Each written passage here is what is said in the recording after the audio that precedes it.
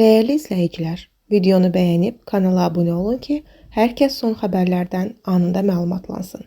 İşğaldan azad edilmiş ərazilərdə aparılan geniş miqyaslı quruculuq və bərpa işləri davam edir.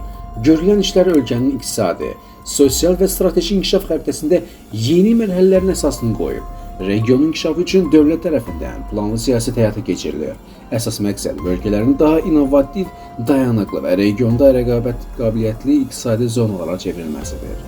Xəbər verilir ki, məlumata görə strateji qərarlardan biri kimi ölkənin ən böyük avtomobil bazarının Ağdama köçürülməsi planlaşdırılır.